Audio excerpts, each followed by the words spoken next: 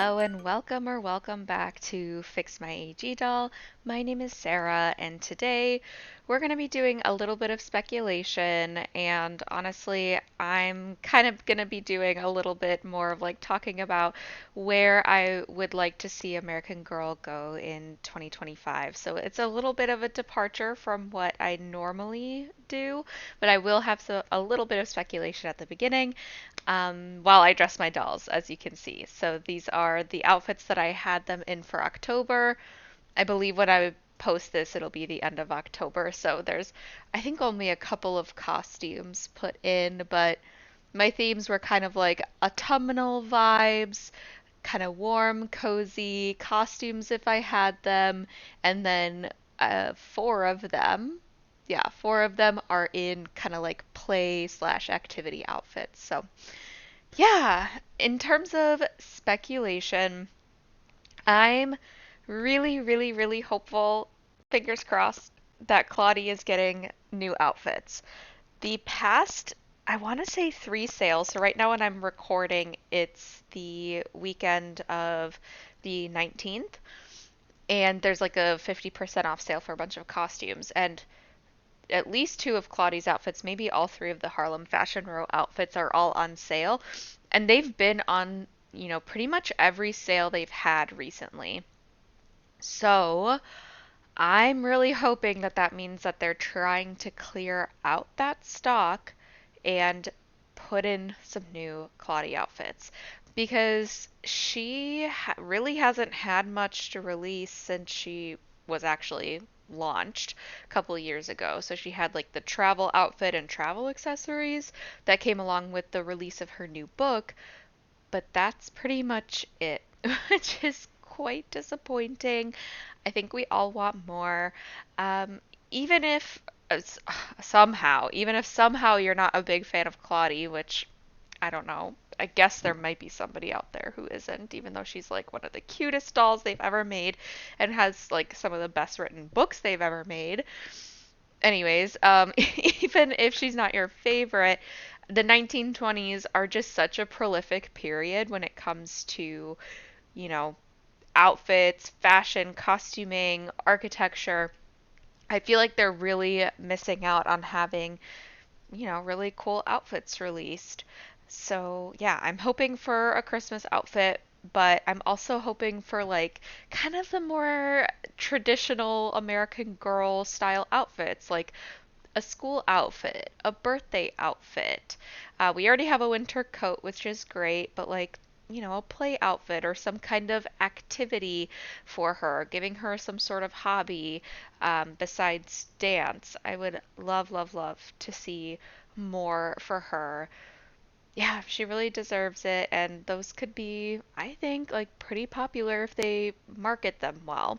I think that the Harlem Fashion Row outfits probably didn't really sell very well outside of the collector community. One, because they were pretty expensive, but also two, although they are beautiful outfits, they don't actually fit the period. So, if I'm kind of putting myself in the position of a parent who wants to buy a historical doll for their child, I'm probably going to want to, veer towards a doll who has a intact historical collection in terms of like historically accurate outfits and pieces that even like tie in with the story because those outfits, although they are beautiful, like they don't actually tie in with her story or anything. So I think it just makes it a little bit of a harder sell for parents to spend, $50 on an outfit for a doll if it doesn't even tie in with the story. And just in looking at what's happening with American Girl, um, every time I go into the store, and if you've had different experiences, feel free to put that in the comments. I feel like the older children are the ones who tend to be seen, perusing and looking through the historical dolls, and the younger children, and by younger I mean like 6 years and younger, because yeah, there's like 3 and 4 year olds who have like the 18-inch American Girl dolls, which is wild to me. But those they're going for the truly me's and all the bright and colorful and all that. But there will always be the children out there who are super into historical fiction and the lore and the character development. And yeah, like, why, if that's going to be the kind of, child consumer base for the historical dolls, why wouldn't you just fully dive in and continue to world build for these dolls? I would love to see the return of things like short stories and all that. Anyways, I'm getting to like where I want to see the brand go in 2025, but yeah, long story short, her stuff keeps going on sale on the website. So I would love for that to mean that we're getting more of a, historically accurate collection for Claudie.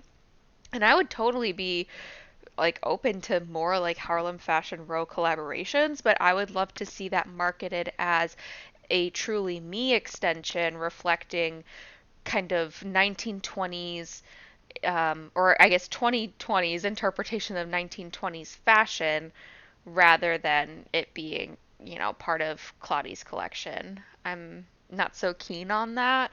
And yeah, it just doesn't fully sit right with me either because, we saw like the Janie and Jack collaboration that just happened for the Christmas outfits or the holiday outfits, even though they're very much Christmas coded. Anyways, we saw those holiday outfits come out and they were very much inspired by, the original holiday outfits for from Pleasant Company.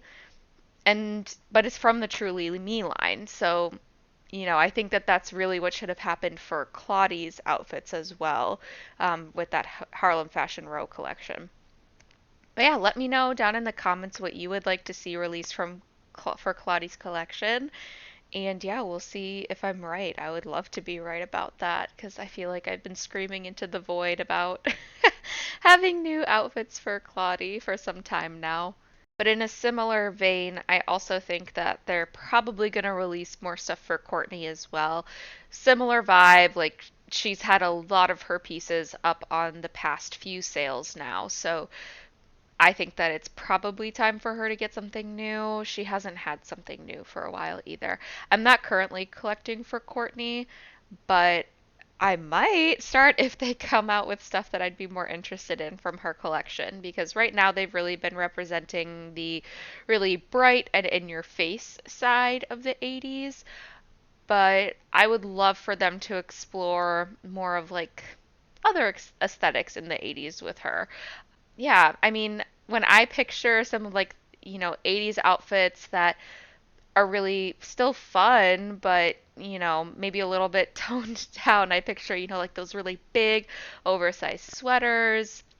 Obviously, still like skinny jeans and leggings and things like that, but I would love to see more of those kind of cozy vibes for Courtney as well. And I mean, similarly, she doesn't have, at least, yeah, I don't think she has like any holiday outfits or like an official school outfit and an official birthday outfit. So I would love for them to bring that for Courtney as well and kind of do away with the mix and match. Or, I mean, maybe have still a little bit. I know that some people really like that, but I would really like cohesive outfits with some thought put into them and maybe those pamphlets again because I love the pamphlets. I love learning a little bit more about the character and about the time period as it pertains to fashion and accessories, in that collection.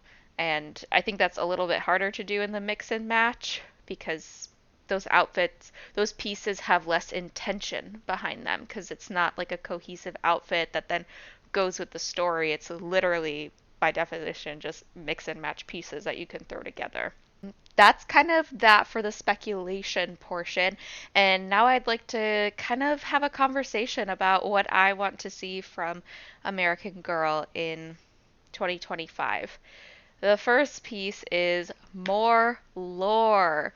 I am like begging for more books, more books.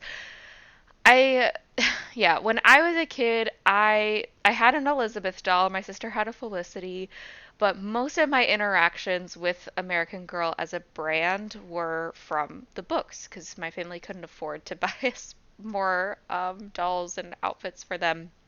And so, I would go, and before I even got the doll, because I got the doll kind of late by, age standards. I got her Christmas of fifth grade. But before that, like starting in third grade, I found the books and I would start reading them in the library. And at first, I didn't even know that they were attached to a doll brand. I thought this was just like a historical fiction line. And I believe I started with Samantha's books. I read Samantha's first. I read some, but not all of Kit's because my library didn't have all of them. And then Felicity and Elizabeth. And, anyways, I love, love, love the books. And I think it's a real shame that the brand seems to be moving further and further away from having more print material and or audiobook or any kind of other like visual medium. I think that there's this general, I don't even want to say consensus, but I've heard a lot of people kind of voicing that they're disappointed at American Girl moving towards graphic novels. And I really disagree with that. I think that this graphic novel trend is that American Girl is moving to. I mean, it's not because kids are quote unquote getting dumber. I need people to stop saying that because one, that's like really pejorative and offensive, and two, because it's a reflection of the age of the brand. Like, it's not a coincidence that Summer McKinney is rated 6+ now. I think that the majority of the 18-inch dolls, except for like if they continue to re-release old collector or old dolls and name them collector dolls, like we're gonna see with Kirsten, for example. I don't know. They might even still be doing 6+ on those. But originally, you have to remember that the Pleasant Company books, they were written for like 8 and up, sometimes 7 and up, but really their target demographic was like fourth graders. And maybe you don't have many children in your life, but think about what you were reading in kindergarten, which is like a 5, 6 year old, and then think about what you were reading in fourth grade. The jump that you do in literacy between like second grade and third grade and fourth grade is huge. Like that, those are the really big, big years in terms of literacy building. And so the way that the books are now are literally inaccessible to young children. And I think unfortunately the reality is that a lot of parents aren't reading to their kids, so when kids are told to read, they can't really understand or grapple with and fully delve into Meet Samantha when they're 6 years old. They're not going to fully understand it in the way that an 8 year old or a 9 year old would. I know that like 2 years doesn't seem that big of a difference when it comes to adults, but for children, a 2 year difference is actually really, really big when you're talking about like educational attainment. So I think that that's really important. And also, as a side note, like, why are we shaming graphic novels? Like, graphic novels are wonderful, wonderful tools that are engaging, they're fun, they do a wonderful job at world building, and they also make reading a lot more accessible to adults and children who have learning disabilities, for example, who have ADHD, where reading is challenging. It's hard to sit down and read a long, complex book with lots of moving parts and lots of different characters to keep track of. I just don't understand like the purpose of like that shaming. Um, so yeah, I think that that kind of poo-pooing on graphic novels, I think we need to kind of really take a step back and think about what we're saying when we say those things. I do still think, though, that American Girl should be putting more effort into their publication materials. Remember the days of like the short stories or the Welcome to Blank's world, like Samantha's world, Addie's world. I think that those kinds of books would actually be really, really wonderful for this younger audience because they offer, more pictures, more context, fewer words. Um, yeah, I just think that that would be a great way to still continue world building for these characters without needing more literacy skills. They stopped making them. I think the last one they made them for was Kaya.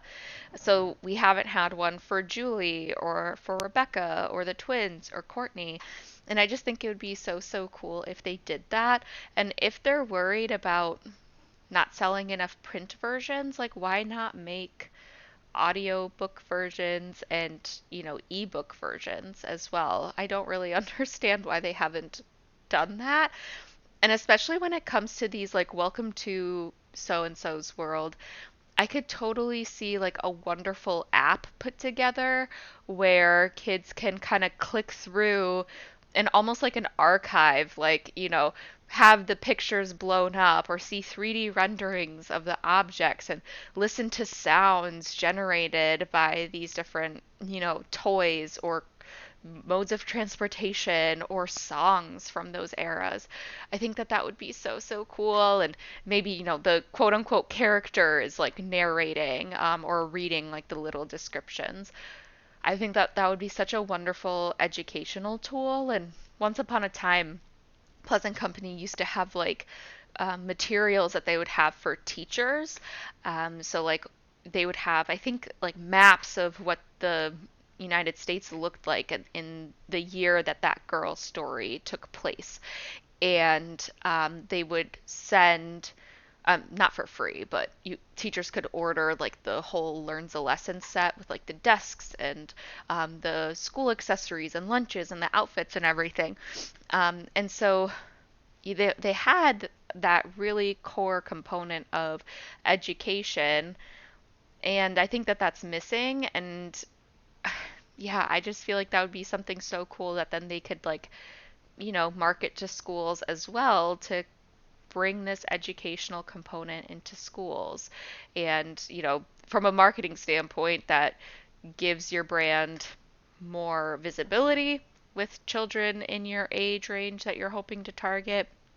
And it's also, from a more altruistic standpoint, like increasing accessibility to educational materials in a very engaging way. So I would love to see something like that because right now, with the way that they're engaging with media, their YouTube videos are just like kind of silly. Like, although the Courtney song is really iconic, I will say that like a lot of the songs they don't even feel geared to like 6-year-olds. They feel like they're geared to like 2 and 3-year-olds. Like they seem extremely immature and certainly not an appropriate age demographic for a $125 doll.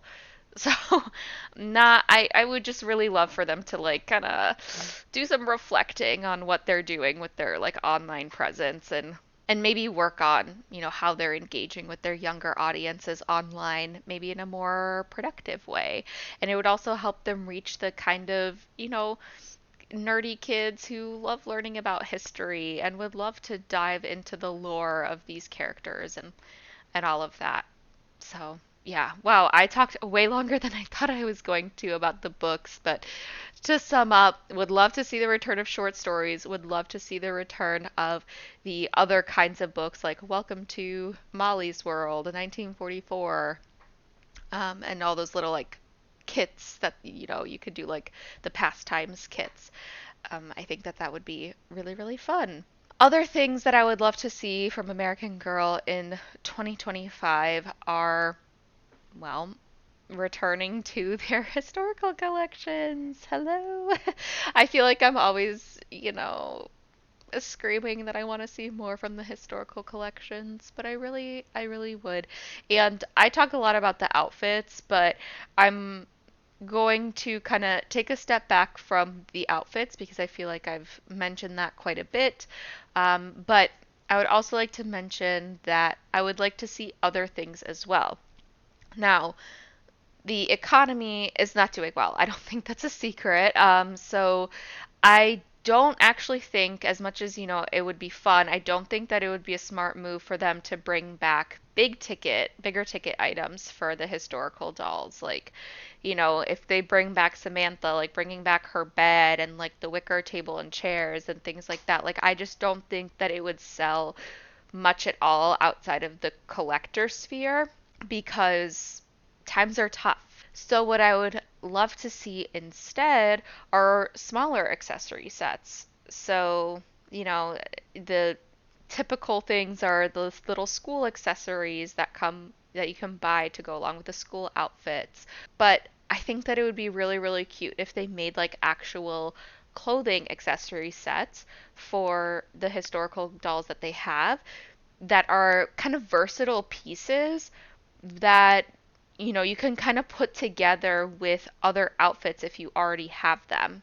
So what I mean by that is, a single historical doll is going to have a lot of different colors within their outfit spread. They kind of stick to a scheme, but it's not like perfect by any means, nor should it be. I like having a diversity of colors.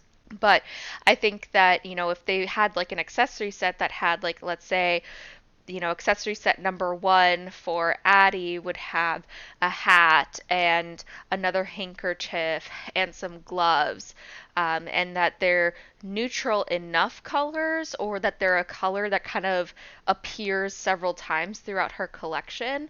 That would be great because then you'd have kind of a smaller ticket item, a smaller purchase that would still enhance her collection very much so.